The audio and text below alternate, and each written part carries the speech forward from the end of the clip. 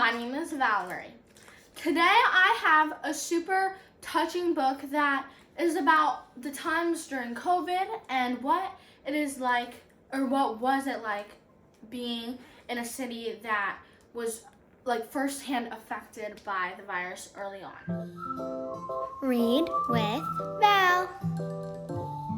Read on, have fun, and dream big. So this book is called Morning Sun in Wuhan, and it is by Ying Chang Compestine. And it is a realistic fiction book. You could even call it like a historical fiction book because it did take place during the COVID times. And I would rate it a 10 out of 10. So in this book, the main character is May, the girl on the cover here. And her mother died like a few years ago. And so May doesn't have her mother figure in her life anymore. And her dad is a doctor that works like crazy hours and for a long time at a local hospital.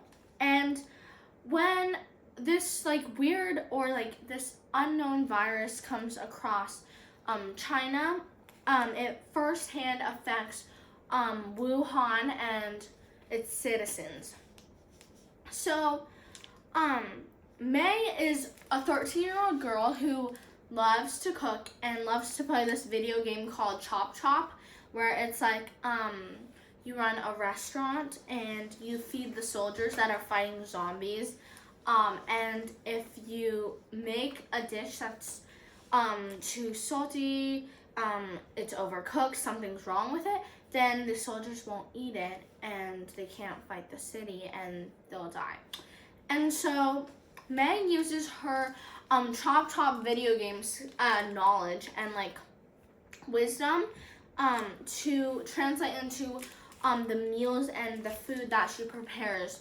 And she wants to help citizens and people who maybe can't make meals, don't have a way to get groceries, and like etc. and are hungry. So she joins this group that is made up of professional cooks and just people who have spent time in the kitchen, and she's sort of like the outcast or like the exception because she hasn't worked at a professional cook or a professional kitchen, and she's way younger than everyone that is working in this group. And what they do is they take orders from people in like buildings and like residents, and they take how many orders each family needs of meals, prepared meals, and then they go to an elementary school kitchen and they start cooking and preparing meals, and May is part of this, and that is what she and others do to contribute to helping people like stand strong and stay positive from the virus. Some challenges occur while May and while her dad is working at the hospital because there's so many clients and patients that are sick and need help, and May's dad never comes home because they're shorthanded on doctors, and so he never comes home. There's no adult really to like take care of May.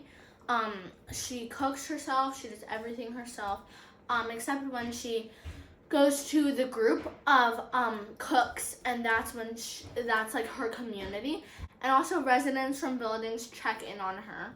And she loses a lot of quality time with her dad because the virus COVID was like, it was terrible. So many lives were lost, jobs were lost. It was like really bad and a really bad like time for everyone. But the one thing that some people might have said was good coming out of it was more time spending with family and more time to do your hobby and learn new interests.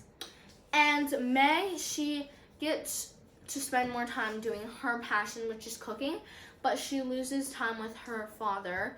And when she perseveres through that, she learns that even if you are young, you can make a change and contribute, help others by doing what you love. And I can totally relate to this book because just a few years ago, like I think 3 years ago, we were in the pandemic and in the midst of it.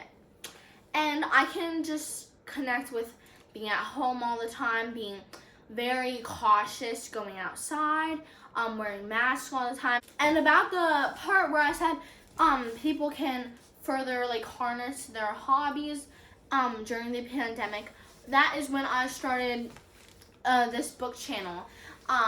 And it uses books and my love of reading and expresses it and turns it into something new. So I can relate to her finding more time to do her passion as well as mine.